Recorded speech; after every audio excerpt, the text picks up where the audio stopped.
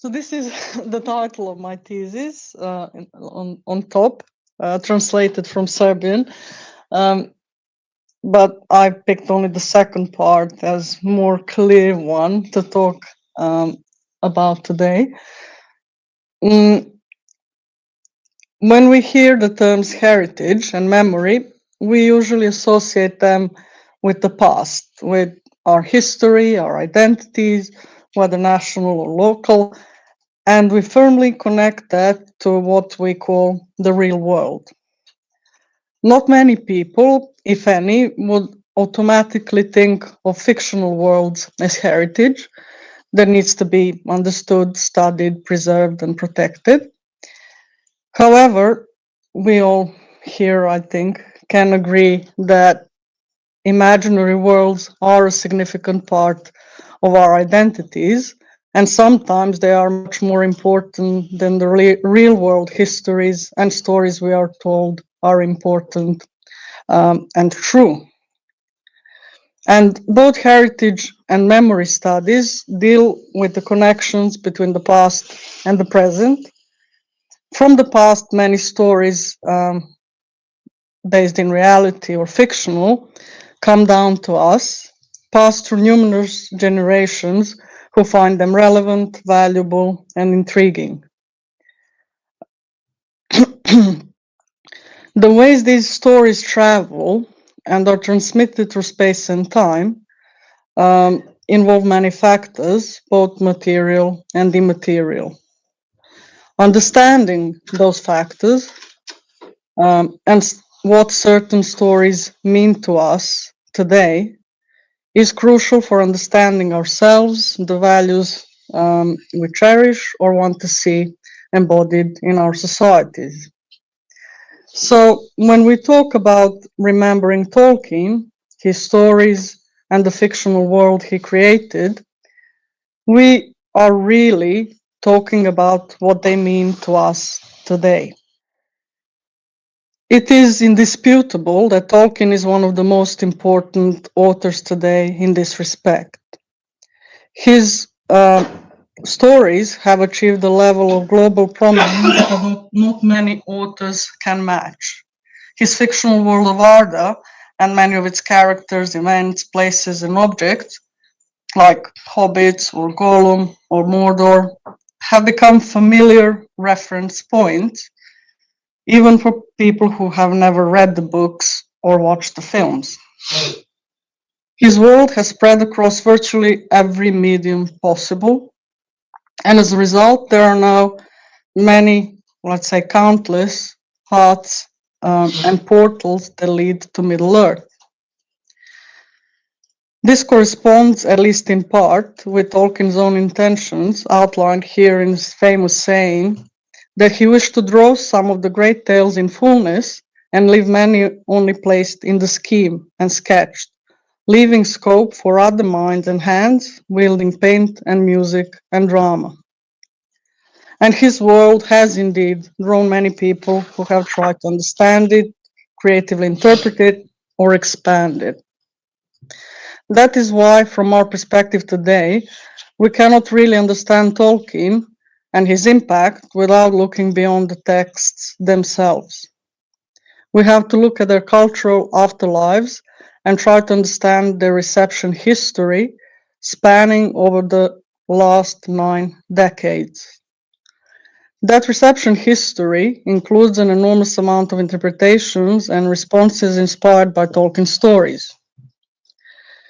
And that is exactly what makes the Tolkien phenomenon so large, so layered, and so culturally productive. As such, it simply cannot be fully understood from within a single discipline. To understand it properly, we need a holistic, transdisciplinary framework and approach, and that is where I situate my PhD.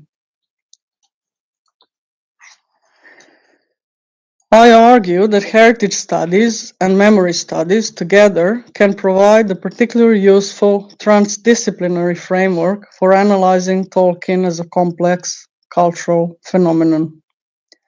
That is the core aim of my research, to develop a structure grounded in heritage and memory studies that can be used to understand the Tolkien phenomenon in a holistic way.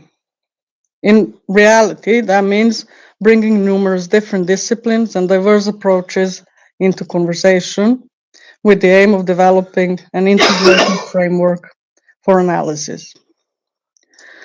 Like Tolkien's own endeavor, this may be an overly ambitious and perhaps never-ending task, and at times certainly does feel so while I'm trying to finish my PhD.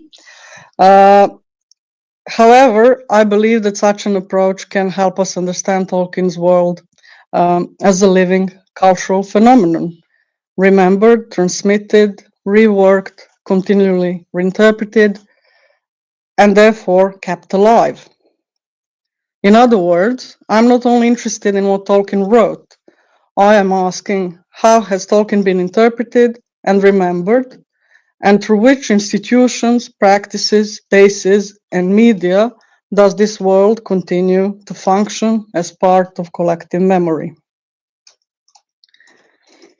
And for the sake of clarity, I will briefly explain some of the terms and concepts common in cultural media studies, which are more of a like continental European product, German and French, so not that big in the UK, I would say. At least that's my impression, maybe I'm wrong. So first one is how we understand memory. Individual memory consists of three cognitive processes which take place in individual brains: remembering, recollection, and forgetting. Remembering is storing or archiving, preserving certain information. Recollection is recalling that information, and forgetting is obviously losing some of it over time. In cultural memory studies, these concepts are then metaphorically transferred from the individual to the level of culture, where we talk about collective memory. Collective memory is seen as the shared pool of memories, knowledge, and information of a certain group that is associated with that group's identity. Individual memories are largely determined and shaped by social, political, and cultural experiences and contexts, but they also depend on our personal abilities, interests, and preferences.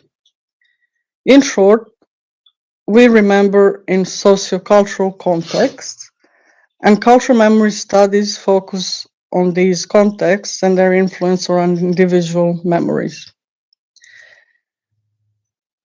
It does so by investigating media, institutions, and practices by which social groups construct a shared past.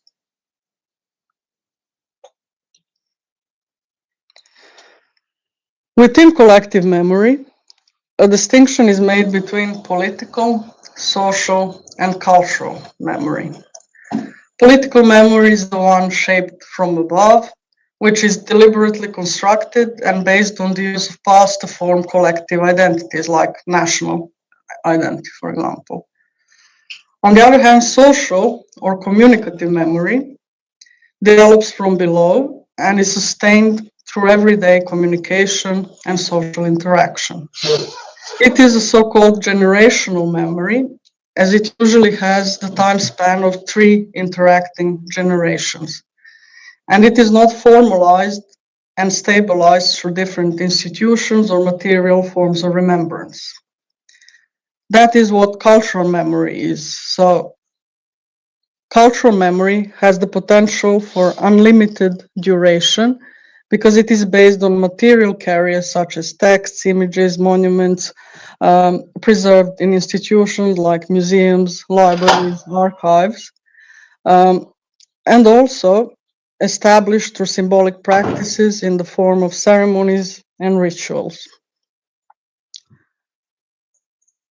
Within that last type of cultural, the last type of collective memory, cultural memory, German scholar Alida Assmann introduced a distinction between active and passive forms of cultural memory, labeling them canon and archive.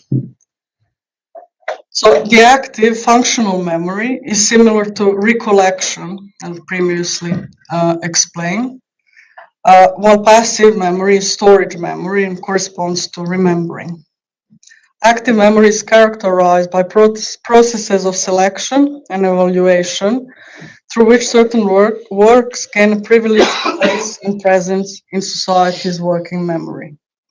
They become a part of the canon, and as such, they are continuously circulated, used, remembered, and interpreted. On the other hand, passive memory serves as a repository, an archive of all the things we find worth preserving. And this distinction is best illustrated by different rooms in a museum. So the objects that are exhibited are active memory, but in museums, usually more than 90% of the objects are safely stored away and not publicly presented. So that segment is passive memory.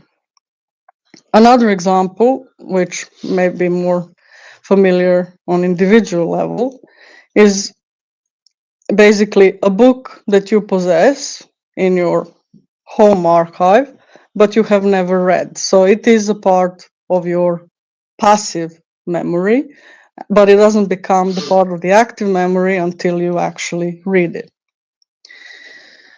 That is a reminder that preservation and stability of material carriers basically does not constitute cultural memory in itself. Rather, those material carriers and everything stored on them needs to be constantly translated into communication and individual experience in order to be the part of our active memory. No object, no mediation, no book can have an impact in our societies unless it is received, seen, heard, used, appropriated, made sense of, taken as an inspiration, actualized by an individual or a group of people. That is why reception is indeed one of the key issues within memory studies today. Unfortunately, it remains a complex and under-researched field where there is still a lot of work to be done, not the least because reception in itself is a very dynamic, ongoing process and difficult to capture, even more complicated if traced transculturally. Tolkien reception illustrates this complexity very well.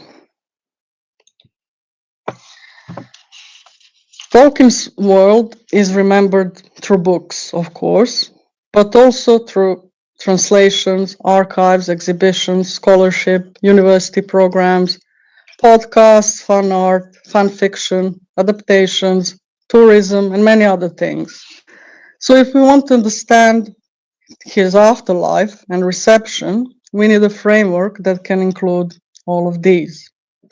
And I attempted, using the experiences of cultural memory studies, to create such a framework by singling out these 9 modes of remembering. They are not isolated from one another, they interact and overlap, but separating them analytically helps us see how Tolkien phenomenon functions as a memory ecosystem. Of course, these categories could be probably differently organized. This is simply one possible approach that makes most sense to me. However, if you notice something missing or have any complaints or suggestions, I'm open to hearing them later. These 9 modes are institutions and organizations. In Tolkien's case, they comprise of family, publishers, copyright holders, heritage institutions, academia and education system, and fun associations. Then we have memorials, monuments, places of memory, and touristic practices related to them.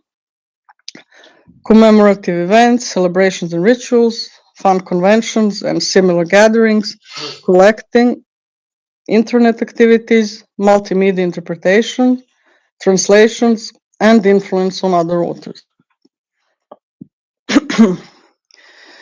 What I want to do now is walk you briefly through each of these modes and then focus on two examples that I find particularly illustrative and picked for this occasion, and they are Tolkien's grave in Oxford and Peter Jackson's film adaptations.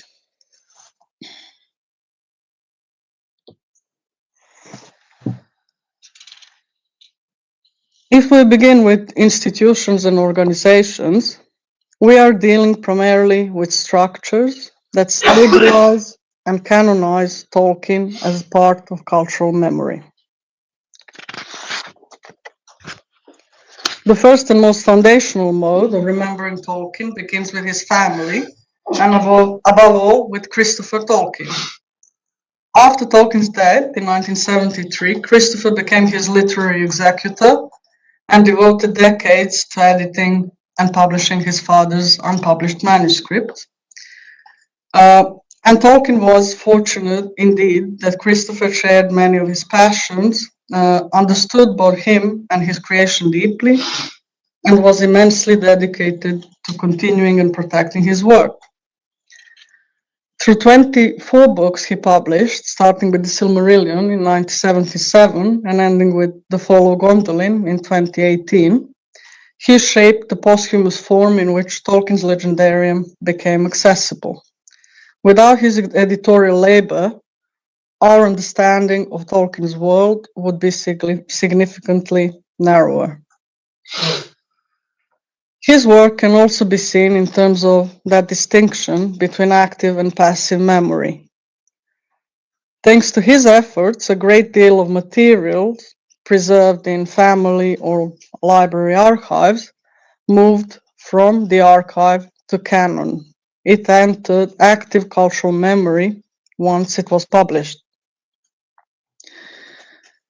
The role of the Tolkien estate is equally important, as that is the legal entity through which the family manages the copyright and the overall intellectual property of Tolkien.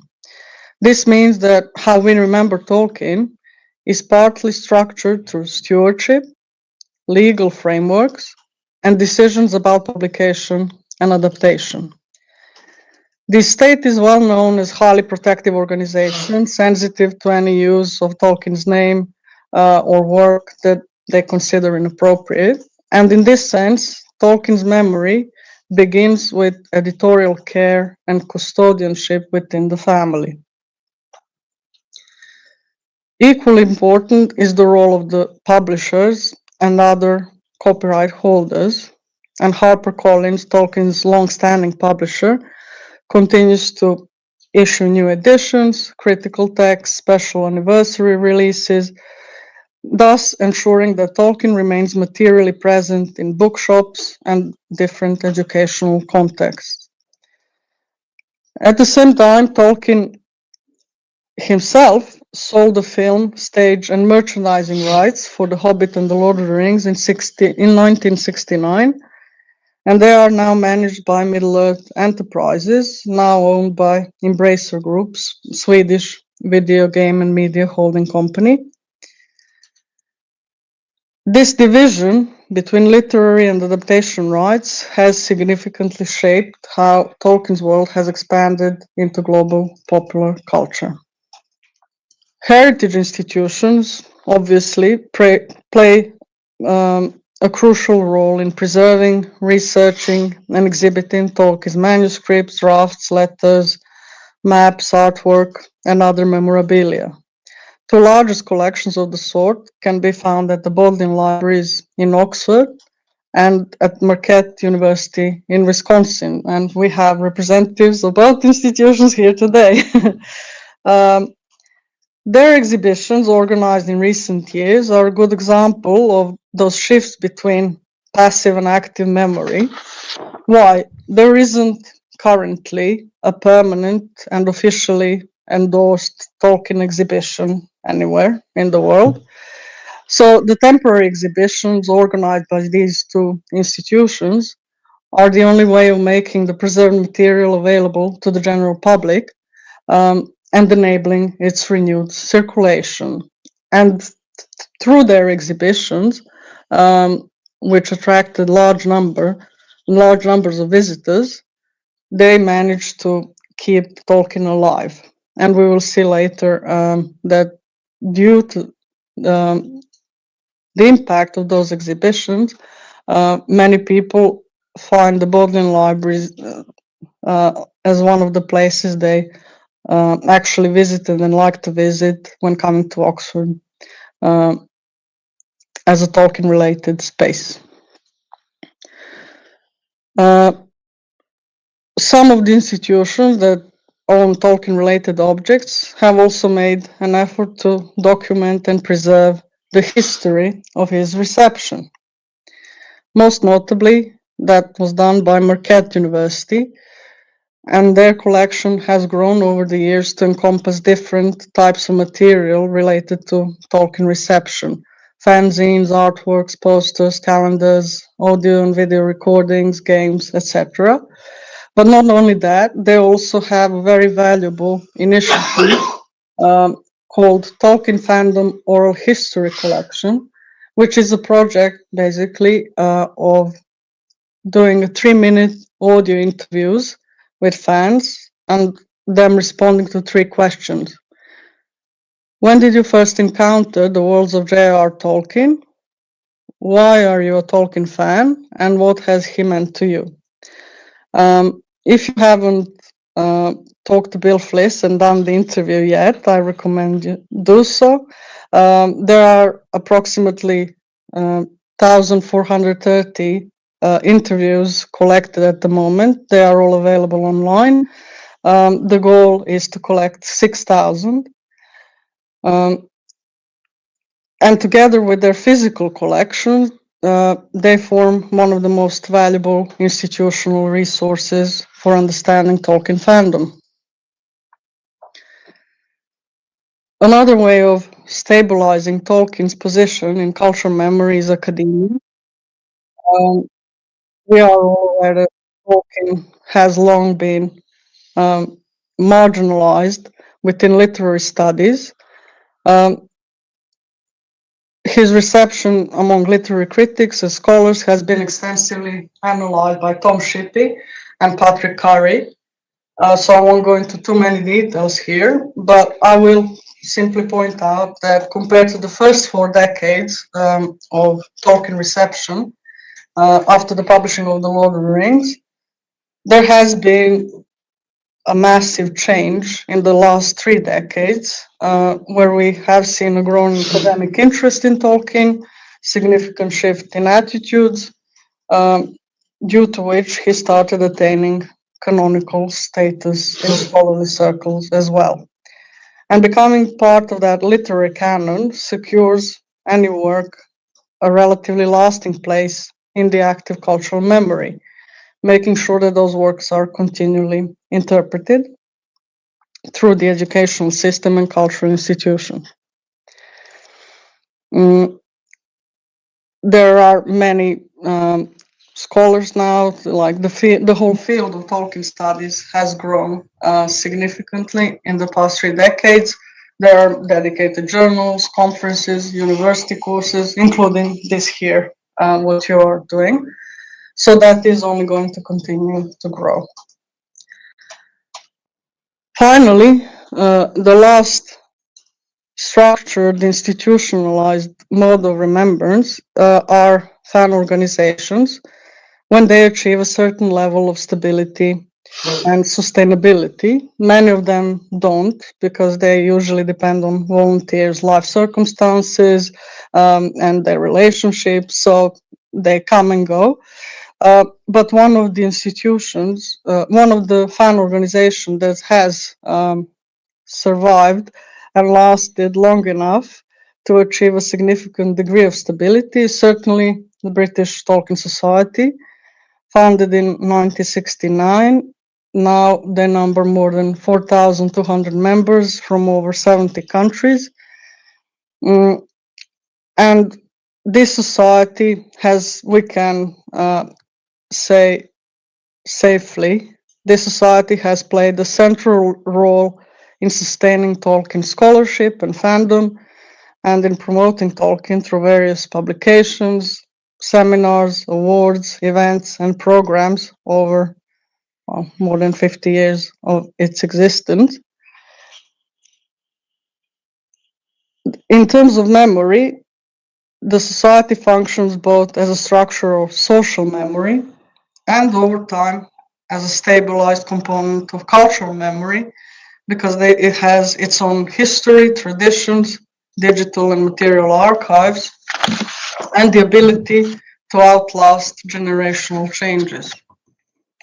The society's role in maintaining Tolkien-related memory practices globally is also illustrated by the international acceptance of their annual events like Tolkien Birthday Toast, for example, or Tolkien Reading Day, or by the popularity of their annual convention here in Oxford, Oxenmoot, which happens every September and now has a tradition spanning more than 50 years.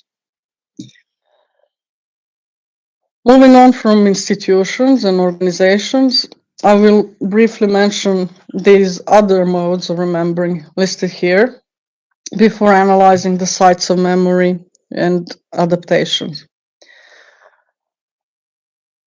Collecting, also for obvious reasons, represents an important material practice of memory. Many collectors preserve not only the texts themselves, but also the history of their publication and circulation.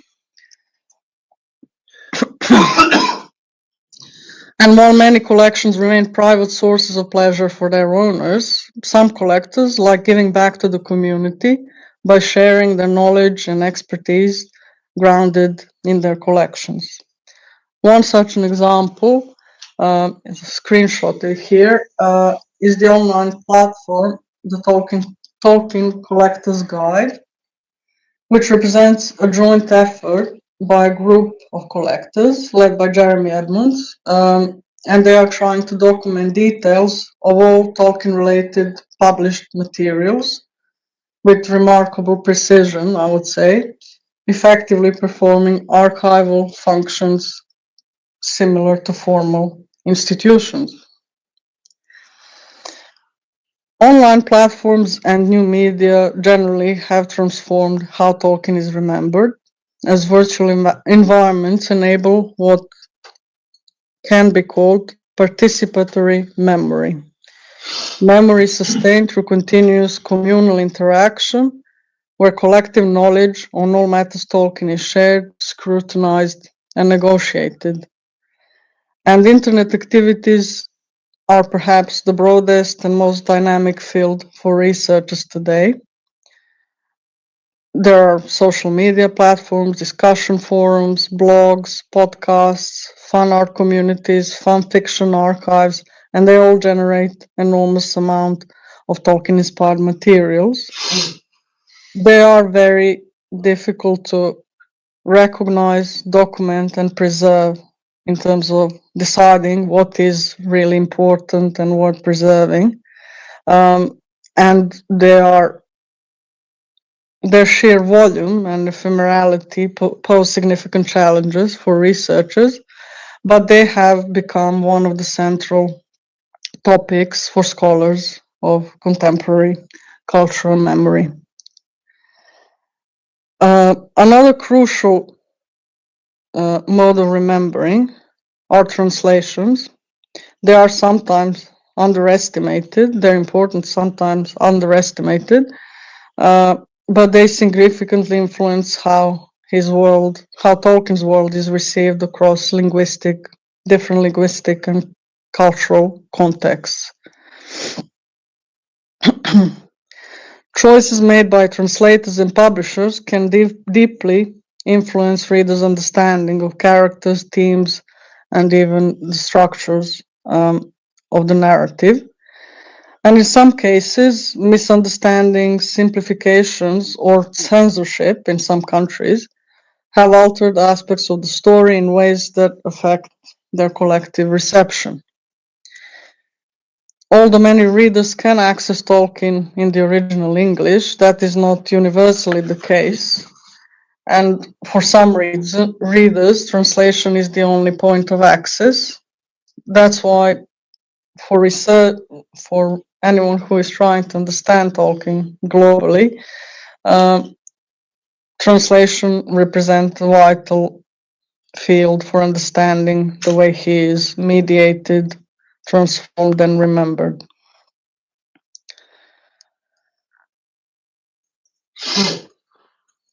Finally, influence on other authors is perhaps the least clearly defined of these modes of remembering, as the category of influence itself can range from very subtle echoes or shared motives to entire narrative structures, and it is not always easy to trace or prove.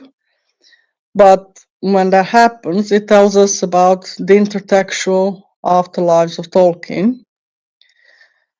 Through imitation, transformation, homage, or even deliberate parody, some later writers situate themselves in relation to Tolkien, ensuring that his narrative structures continue to shape the horizon of expectations of fantasy genre and beyond. In this way, influence becomes another mechanism through which Tolkien's world persists within culture today. Has anyone heard of sites of memory before? Yes? Okay. So it is a concept introduced by French historian Pierre Nora, and basically it encompasses different entities, material or non-material, that have become symbolic elements of community's heritage. It does not refer only to spatial categories, so it can encompass other mnemonic practices related to community's identity, such as festivals, holidays, anniversaries. And that's why this concept is useful to connect those other three categories that I singled out as modes of remembering: memorials, monuments, places of memory, and celebrations and rituals, and fan gatherings. So within Tolkien community, there is an obvious desire to establish a physical connection with the author. And that motivates a form of literary tourism that sometimes mirrors religious pilgrimage. People like visiting the locations where their beloved author lived, worked, died, or places that he recognized as locations which inspired parts of his legendarium. These places are largely constructed and negotiated as sites of memory, exactly through practices of literary tourism, that is, due to the fans who visit and mark them. So these sites do not function in isolation, they are continually reinforced by rituals which transform memory into recurring symbolic practice. I will demonstrate this through the example of Tolkien's grave and commemorative practices related to it. Tolkien and Edith's grave in Wolvercote Cemetery in Oxford is one of the most emotionally significant locations for fans. Their grave represents a unique instance where the author himself acted as the primary architect of his posthumous cultural memory. By deciding to inscribe the names of his fictional characters, Beren and Luthien, alongside the names of his wife Edith and himself, Tolkien established what Tom Shippey called a striking identification between his lived reality and his subcreation. In a letter to his son Christopher, Tolkien emphasized that Luthien said more for him than a multitude of words, as Edith was the inspiration for the immortal elf maiden. And this act of naming transformed the grave from a site of private devotion into a site commemorating both his biography and his legendarium. And I wanted to investigate its reception. In order to do that, I conducted an online survey in 2021. The survey investigated motivations and experiences of people visiting Tolkien-related sites in the UK, and it received 506 responses in total.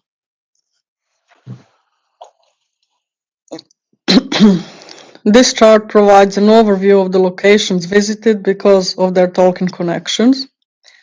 As expected, many of them are in Oxford, like first 5 are all in Oxford, beginning with the Eagle and Child, the pub associated with the Inklings that has unfortunately been closed for 6 years now. Hopefully it will reopen next year, and as much as I know, they plan to keep the spirit of the place, the old place, as much as possible. But for many visitors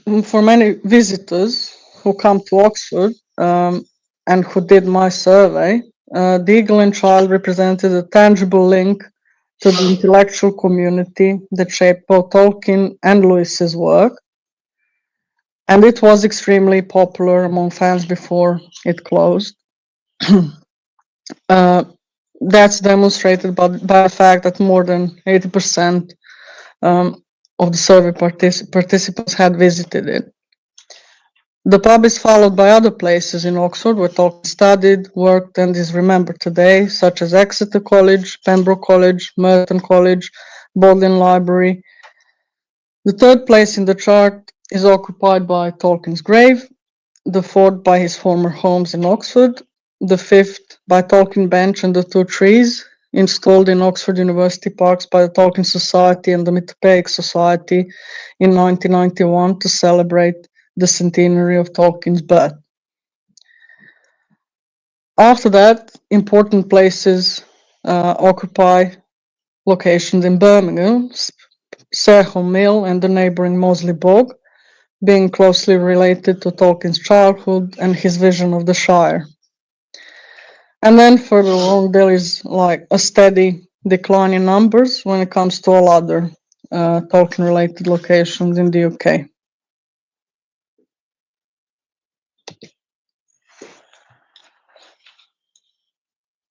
When asked about their favorite location, almost 57% of the participants picked either the Eagle and Child or the grave.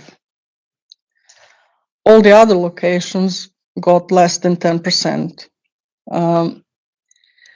So I will only pay attention, a bit more attention to their reasons for choosing the pub and the grave as their favorites.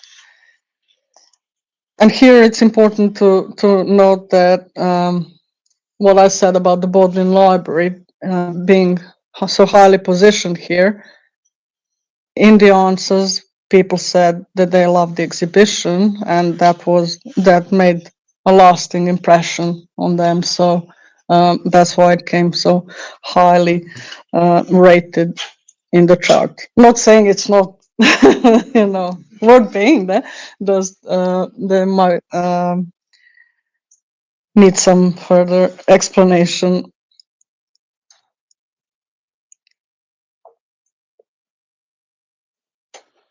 So the pub was chosen by almost a third of the participants as their favorite place.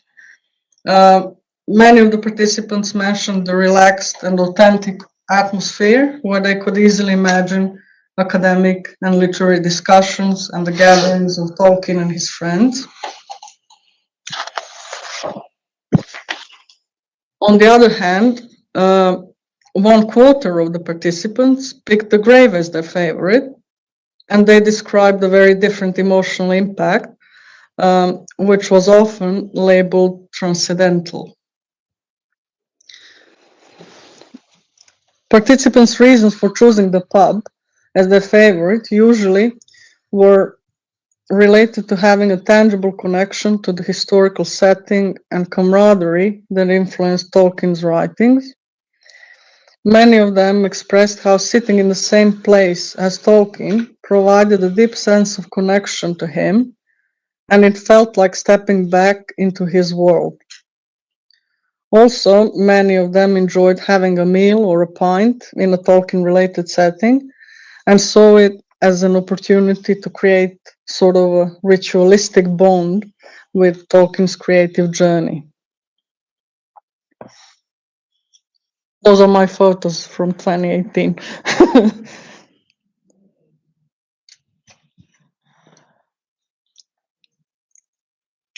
As for the grave, the reasons they gave for picking it as their favorite, many visitors said that being able to pay respects to their beloved daughter at his grave was a very emotional, meaningful, and moving experience. They felt an intense connection to Tolkien's grave, and for many, the Beren and Luthien inscription resonated deeply as it linked his life story with the world he created. Many people were moved by the tributes left by other fans, such as flowers, letters, coins, other tokens of appreciation. Some people dislike that. Depends on the personal preference, I guess. But those who liked it saw them as mementos that created a sense of shared community and admiration for Tolkien.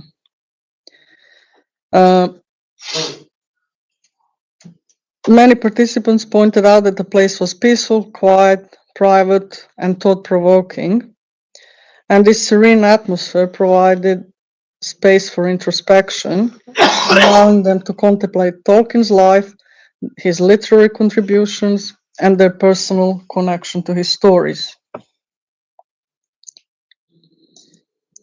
Here you can see some of the responses describing the impressions of the site itself, and they reflect the general sentiment prevalent in the answers about the simplicity of the grave, peacefulness of its surroundings, and the importance of Beren and Luthien's names on the tombstone. I particularly like the last one, as it summarizes how deeply personal and meaningful the experience of visiting the grave is for Tolkien fans, and how much the names of Beren and Luthien contribute to its enhanced emotional effect. Here are the most common words the participants used to describe the grave. It was most frequently described as simple, ordinary, humble, unpretentious, quiet, peaceful, and beautiful.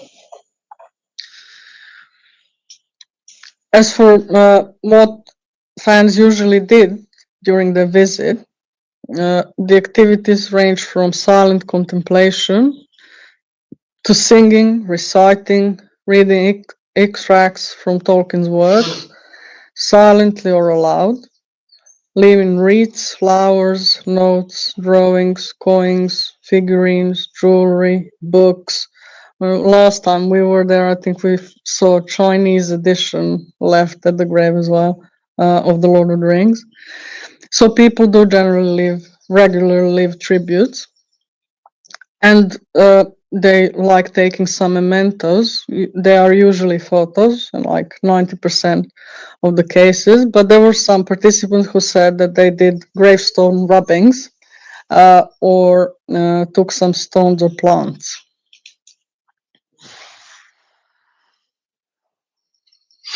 Apart from these individual visits, private visits to the grave, an important addition to the reception of this site represents the annual ceremony of Enialie, as 20% of the participants who visited the grave said that they visited it during Enialie.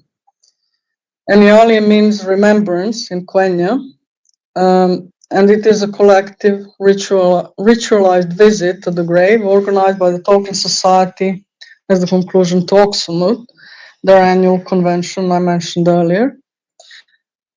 The ceremony includes a reading from Tolkien's work by the chair of the Tolkien Society. You have a former chair here who can tell you more about it, the experience, if you want, later. Wreath laying. We also have a member who does the wreath laying frequently, and the singing of Namaria.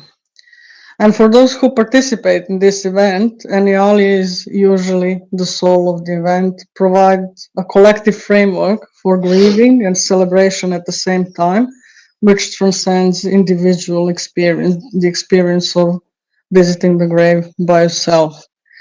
And rituals like this are powerful means of establishing socially shared memories, turning a private grave into a site where individual, social, and cultural levels of memory converge. The overall conclusion based on this survey was that the participants felt most connected to Tolkien in locations that offered a combination of historical significance, emotional resonance, and inspirational landscapes. Sites like his homes, colleges, the Eagle and Child Pub, or the Bodleian Library allowed them to step into Tolkien's world and better understand the environments that shape him. Places like his grave, Sarehole Mill, evoked powerful emotions tied to Tolkien's life and storytelling, and natural settings like the university parks, Mosley Bog, or Cheddar Gorge mirrored the landscapes of Middle-earth and Tolkien's love for natural world. The desire to visit these places, walk in Tolkien's footsteps, or pay him an homage, points to fans' desire to get as close as possible to the author they love and the sources of his creation. In the process, they actively participate and contribute to constructing, preserving, and maintaining Tolkien-related sites of memory.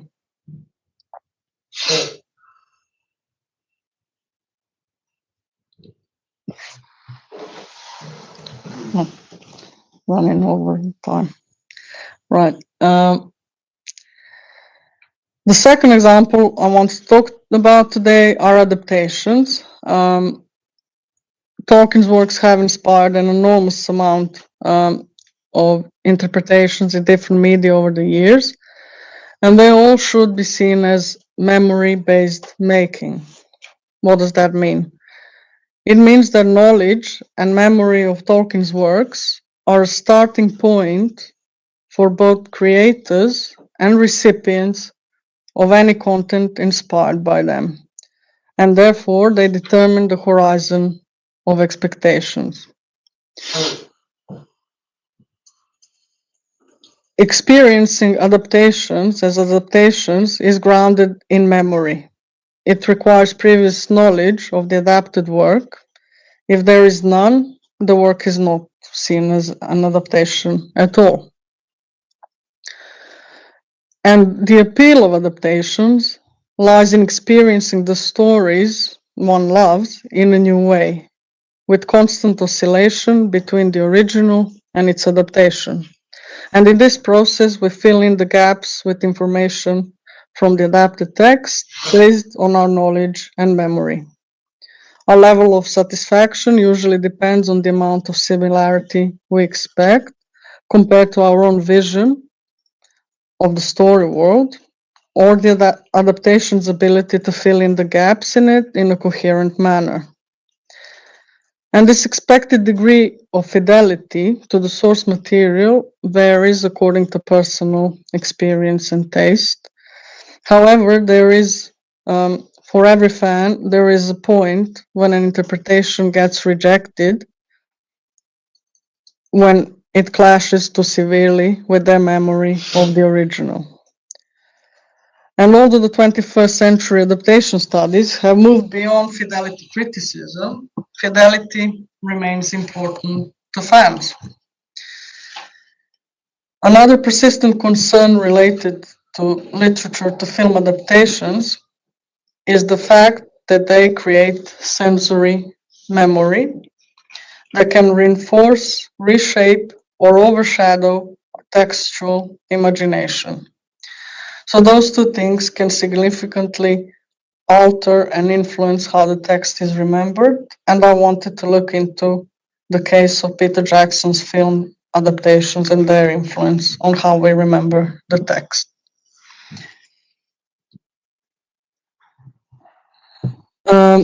Through surveys and interviews I conducted over several years, I gathered data from more than 3,000 participants from over 90 countries. And almost 90% of them had both read the books and watched the films. And one of the questions I asked them was, do you think that anyone can and should interpret Tolkien's works according to their own vision? And what attitude do you have towards interpretations that drastically deviate from the books? And in their answers, three distinct attitudes emerged. First one, a strongly negative, where interpretations that deviate significantly from the original were seen as unnecessary spoiling. And this group treated fidelity as the primary and sometimes the only evaluation criterion. Second was a moderate position, where interpretations were acceptable as long as they retained the spirit and core of the original. The third one was positive and supported the plurality of interpretation as a way of promoting Tolkien and generating new meanings around the primary text. Interestingly, this last group, who welcomed diverse interpretations, were often people who themselves engaged in creative practices, like reading and writing fan fiction or creating other Tolkien-inspired content. And they had little difficulty in separating the source material from the content it inspired. However, the overall majority of the respondents belonged to the group in the middle, where they were against the adaptations and interpretations that drastically altered the core or spirit of the story, but were not purists that hated any possible adaptation. So when it comes to Jackson's adaptations, the appreciation of the first trilogy, The Lord of the Rings, significantly surpassed appreciation of the Hobbit trilogy for the reason seen in this meme. The main criticism of the Hobbit films was about deviations that were perceived as unjustified, commercially motivated, and damaging to the internal consistency of the story world.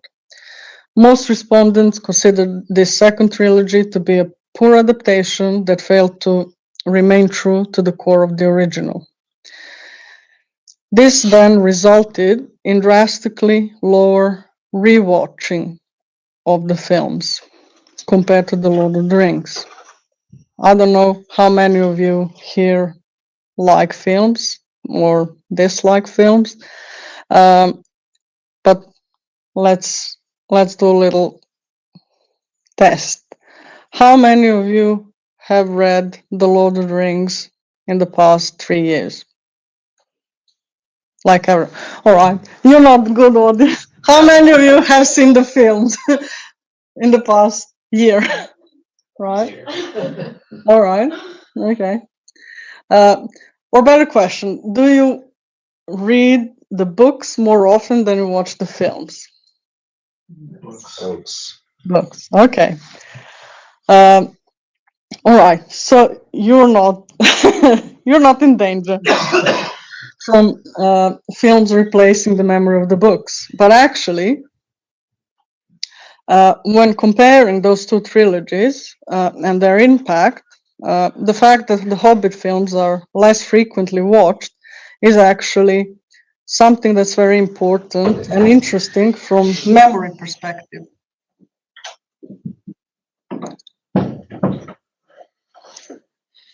Why? In terms of individual memory, generally, and this is a hypothesis. More accurate adaptations, or those that are generally considered good, which is the case with The Lord of the Rings, such adaptations may actually be more dangerous than the less accurate ones. Why? Because when an adaptation remains faithful to what viewers perceive as the spirit of the original, it becomes easier to overlook minor differences, and our minds tend to remember the narrative arc, the overall meaning of the story, more than specific details, many of which are inevitably forgotten. But if an adaptation preserves that perceived core, it integrates more smoothly into our memory of the book. Every memory is reinforced through repetition. This applies to rereadings or rewatchings equally. So less frequent rewatching means less mnemonic reinforcement. And it seems, therefore, that the more accurate, successful, and popular an adaptation is, the more seductive it becomes, more capable of subtly influencing our overall memory of the books. That's why you can frequently find various quotes from the films online as attributed to Tolkien, although they are not actually from the books. But it's very easy for people to make that mistake, even when they have read the books. And this then reveals a paradox at the heart of fidelity debates, because if a faithful adaptation is praised by fans and wanted by fans, if it is a successful and frequently revisited adaptation, it has a higher potential actually to alter or replace the original memory of the text. However, it would be unfair to just mention the negative effects. There are positive effects that adaptations have, and generally, Peter Jackson's adaptations have been very beneficial in keeping Tolkien's heritage present in active memory and disseminating his stories. As Tom Shippey pointed out a long time ago now, they have been for many people another road to Middle-earth. Almost a third of the participants in my surveys actually were drawn to the books and read the books after seeing the films. So it is true that they have brought about the existence of fandoms exclusively devoted to the films, but they are also to be credited more than any previous adaptation for bringing numerous new readers into Tolkien fandom over the globe. And that is really of crucial importance if we look at it from the point of view and perspective of collective memory, not just individual.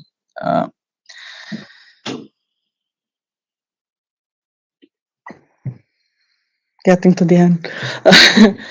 Sorry, that was longer than I originally anticipated. So the impact of the adaptation of the films on our imagining of Tolkien's fictional world cannot be overstated, and that is well demonstrated by the fact that the films were chosen as the second most important influence by participants. Nearly 73% of them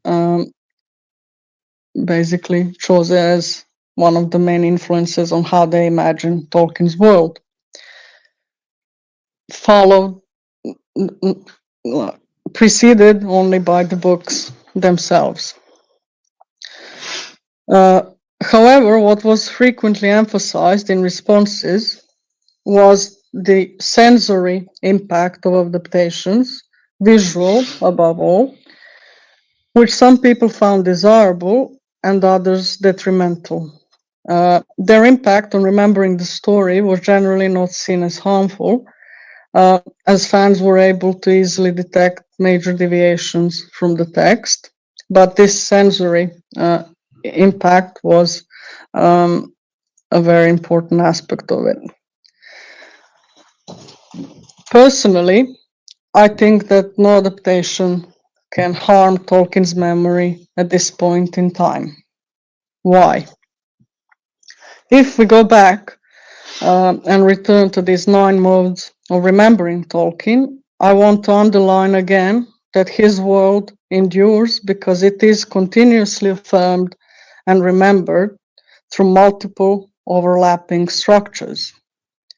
All these institutions and organizations, places of memory, commemorative practices, fan communities, collecting, digital participation, translations, intertextual influence, and finally, multimedia reinterpretation. Together, all these modes form a dynamic memory ecosystem where Tolkien is not only a canonical author preserved in libraries, but an active cultural presence, continuously actualized, negotiated, interpreted, translated into individual experience. And it is precisely this ongoing negotiation, sometimes harmonious, sometimes conflictual, that keeps Middle-earth alive and present in collective memory. That's it.